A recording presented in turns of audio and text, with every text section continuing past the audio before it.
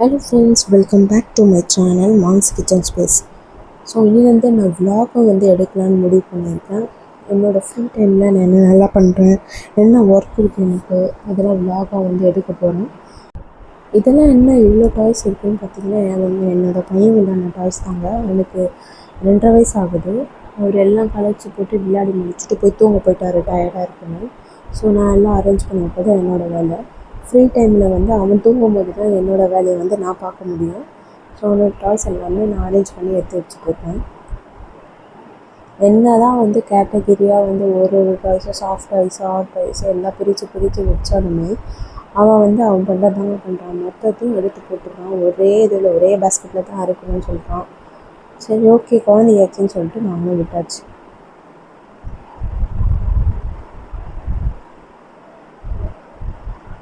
Night 12 மணி ஆனாலும் சரி, 1 மணி ஆனாலும் சரி, 11 மணி ஆனாலும் சரி, அவர் எப்போ தூங்குறாரோ அப்போ தான் எனக்கோட ஃப்ரீ டைமு. அப்போ தான் நான் வந்து எல்லாத்தையும் அரேஞ்ச் பண்ணி வைக்க முடியும்.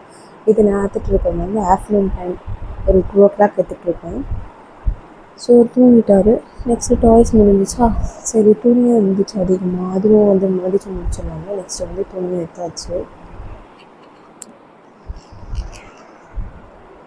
ஃப்ரீ டைமில் தான் நான் இதெல்லாம் பண்ண முடியும். நெக்ஸ்ட்டு வேலை, ஏன்னா நான் ஜாயின்ட் ஃபேமிலியில் இருக்கிறதுனால மேலே கீழே வந்து நான் போயிட்டு வரணும். நிறைய வேலை இருந்துகிட்டே இருக்கும் எனக்கு. ஸோ என்னோடய ஃப்ரீ டைமில் வந்து ஆஃப்டர்நூன் மட்டும்தான். அதில் குழந்தை தூங்கிட்டு அப்போ மட்டும்தான் இந்த வேலையெல்லாம் பார்க்க முடியும்.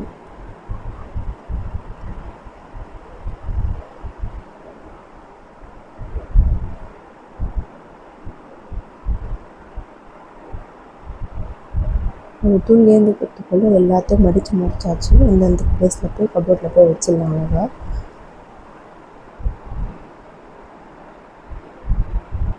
நெக்ஸ்ட்டு மழை வரா மாதிரி இருக்குது. சூப்பராக கிளைமேட்டு. இந்த சாஃப்ட் ஐஸ் வேறு எங்கே போட்டிருக்கோம், அதுவும் எடுத்துக்கணும். சரி, ஓகே, கிளைமேட் சூப்பராக இருக்குது. மழை வரா மாதிரி இருக்குது.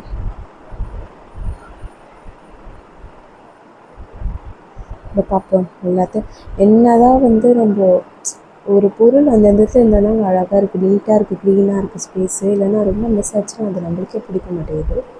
இது வந்து என்னோடய பூஜை ரூம் வந்து நான் யூஸ் பண்ணுறதில்ல அவ்வளோவோ. பட் சாமி மட்டும் கும்பிடுவேன், விளக்கெல்லாம் இருக்காது. ஏன்னா நான் ஜாயின்ட் ஃபேமிலியில் இருக்கிறதுனால கீழே கும்பிட்டுப்பேன்.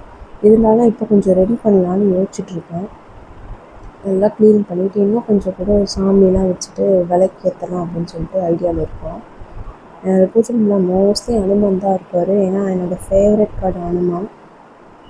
ஓகே, பார்க்கலாம் நெக்ஸ்ட் வீடியோஸில் இந்த மாதிரி நிறைய வ்ளாக்ஸ் வரலாம். பாய்.